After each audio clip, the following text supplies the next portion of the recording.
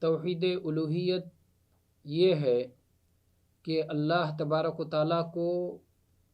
اس کی عبادت میں ایک مانا جائے،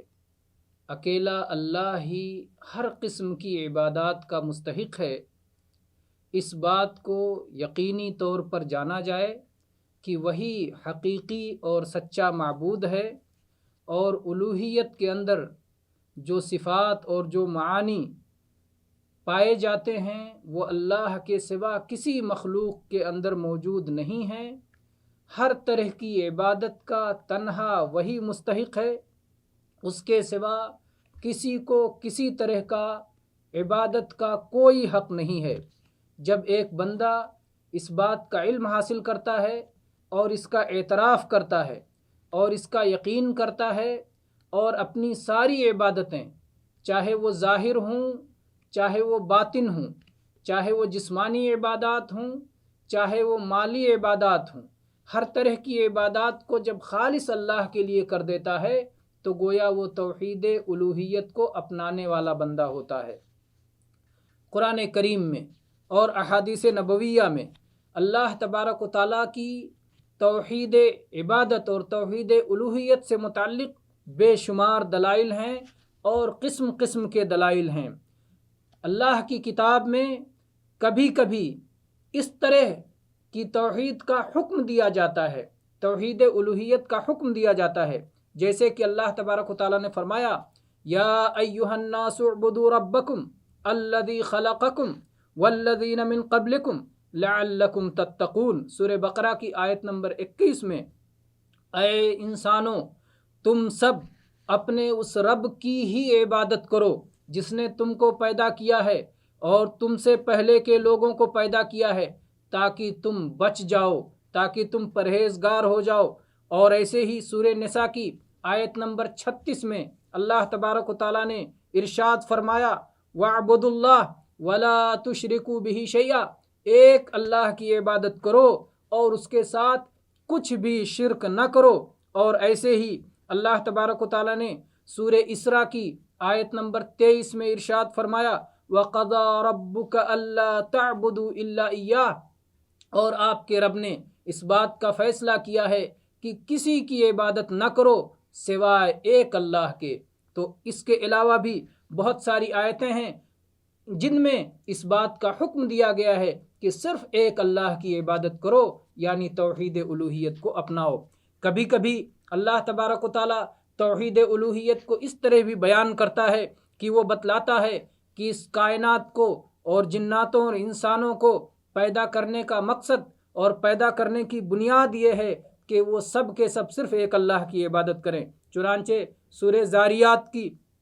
آیت نمبر 56 میں اللہ تبارک و تعالیٰ نے فرمایا وَمَا خَلَقْتُ الْجِنَّ وَالْإِنسَ إِلَّا لِيَعْبُدُونَ، اور ہم نے جناتوں کو اور انسانوں کو اس لیے پیدا کیا ہے تاکہ وہ ہماری ہی عبادت کریں۔ اور کبھی کبھی توحید الوہیت کا بیان اس طرح بھی ہوتا ہے کہ اللہ تعالیٰ بتاتا ہے کہ تمام رسولوں کے بھیجنے کا مقصد یہی ہے۔ چنانچہ سورہ نحل کی آیت نمبر 36 میں اللہ تبارک و تعالیٰ نے ارشاد فرمایا وَلَقَدْ بَعَثْنَا فِي كُلِّ أُمَّةٍ رَسُولًا أَنِ اعْبُدُوا اللَّهَ وَاجْتَنِبُوا الطَّاغُوتَ،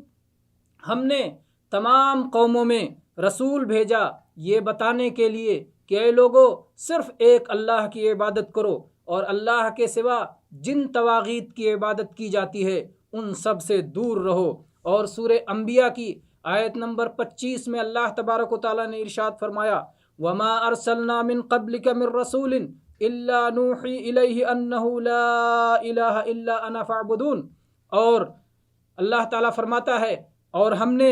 آپ سے پہلے جتنے بھی رسول بھیجے سب کو یہی وحی کی تھی کہ اللہ کے سوا کوئی عبادت کے لائق نہیں ہے، اس لیے صرف اللہ ہی کی عبادت کرو۔ اور کبھی کبھی توحید ربوبیت کا بیان قرآن مجید میں اس انداز پہ بھی آتا ہے کہ توحید کی جو ضد ہے اس کو بیان کیا جاتا ہے، اس سے روکا جاتا ہے، اس کے خطرات سے آگاہ کیا جاتا ہے، اس کی مخالفت سے توحید ربوبیت، توحید الوہیت کی مخالفت سے باز رکھا جاتا ہے، اور توحید الوہیت کی مخالفت کرنے والوں اور شرک میں پڑنے والوں کا عذاب بیان کیا جاتا ہے۔ تو اللہ تعالیٰ نے جیسا کہ ارشاد فرمایا سورہ مائدہ کی آیت نمبر 72 میں، اِنَّهُ مَن يُشْرِكْ بِاللَّهِ فَقَدْ حَرَّمَ اللَّهُ عَلَيْهِ الْجَنَّةَ وَمَأْوَاهُ النَّارُ وَمَا لِلظَّالِمِينَ مِنْ أَنصَارٍ۔ جو لوگ اللہ کے ساتھ شرک کریں گے، اللہ تبارک و تعالیٰ نے ان پر جنت کو حرام کر دیا ہے اور ان کا ٹھکانہ جہنم بنا دیا ہے، اور مشرکوں کا کوئی مددگار نہیں ہوگا۔ اور ایسے ہی اللہ تعالیٰ نے فرمایا وَلَا تَجْعَلْ مَعَ اللَّهِ إِلَٰهًا آخَرَ فَتُلْقَىٰ فِي جَهَنَّمَ مَلُومًا مَدْحُورًا۔ سورہ اسراء کی آیت نمبر 39 میں، اللہ کے ساتھ کسی اور کو معبود نہ بناؤ ورنہ جہنم میں ملامت اور ذلت کے ساتھ پڑے رہو گے۔ اس کے علاوہ اور قسم قسم کی آیات ہیں جو توحید الوہیت کو واضح کرتی ہیں، توحید الوہیت کی دعوت دیتی ہیں، توحید الوہیت کی فضیلت کو بیان کرتی ہیں، توحید الوہیت پر قائم رہنے والوں کے ثواب کو بیان کرتی ہیں، اور توحید الوہیت کی مخالفت میں پڑنے والوں کی خطرناکی کو اور ان کی سزاؤں کو بیان کرتی ہیں۔ آئیے ہم احادیث میں دیکھتے ہیں کہ اس توحید کے چند دلائل کو، احادیث بھی اس توحید الوہیت کے دلائل سے بھرے پڑے ہیں، ان کی اہمیت بھی جگہ جگہ بیان کی گئی ہے۔ لیکن آئیے ہم چند احادیث دیکھتے ہیں۔ صحیح بخاری میں معاذ ابن جبل رضی اللہ عنہ سے مروی ہے کہ ایک بار نبی کریم صلی اللہ علیہ وسلم نے ان سے کہا، اے معاذ، کیا جانتے ہو کہ اللہ کا حق بندوں کے اوپر کیا ہے؟ انہوں نے نہایت ادب و احترام سے کہا، اللہ اور اس کے رسول زیادہ بہتر جانتے ہیں۔ اللہ کے نبی نے فرمایا، ان یعبدوہ ولا یشرکوا بہ شیئا، اللہ کا حق اس کے بندوں پر یہ ہے کہ بندے صرف اللہ کی عبادت کریں اور اس کے ساتھ کچھ بھی شرک نہ کریں۔ اس کے بعد اللہ کے نبی صلی اللہ علیہ وسلم نے پوچھا کہ اور یہ بتاؤ کہ ان بندوں کا حق اللہ کے اوپر کیا ہے؟ تو انہوں نے نہایت ادب سے کہا، اللہ اور اس کے رسول زیادہ بہتر جانتے ہیں۔ تو اللہ کے نبی نے فرمایا، ان لا يعذبہم، کہ اگر بندے اس توحید پہ قائم رہیں اور شرک سے بچتے رہیں تو بندوں کا حق اللہ پر یہ ہے کہ اللہ انہیں عذاب نہ دے۔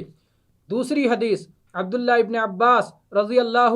عنہما کی جو صحیح بخاری میں ہے کہ جب آپ صلی اللہ علیہ وسلم نے معاذ رضی اللہ عنہ کو یمن کی طرف بھیجا تو ان سے کہا کہ اے معاذ، آپ اہل کتاب کی قوم کے پاس جا رہے ہیں، سب سے پہلے فَلْيَكُنْ أَوَّلَ مَا تَدْعُوهُمْ إِلَىٰ أَنْ يُوَحِّدُوا اللَّهَ تعالیٰ، سب سے پہلے آپ کی یہ دعوت ہونی چاہیے کہ وہ اللہ کی توحید کو اپنائیں، اپنی ساری عبادتوں کو خالص اسی اللہ کے لیے کر دیں۔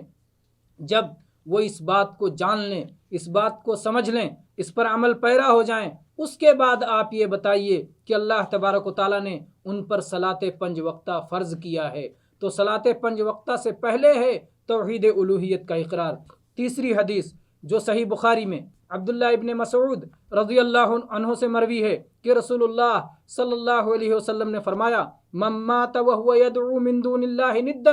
دخل النار، جو اس حالت میں مرا کہ اللہ کے سوا کسی اور کو اللہ کا ہمسر بنا کر، اللہ کے جیسا لائق عبادت بنا کر اس سے دعا کیا کرتا تھا، اس کی عبادت کیا کرتا تھا، تو وہ جہنم میں جائے گا۔ اور صحیح مسلم میں جابر ابن عبداللہ رضی اللہ عنہ کی حدیث ہے کہ رسول اللہ صلی اللہ علیہ وسلم نے فرمایا، من لقی اللہ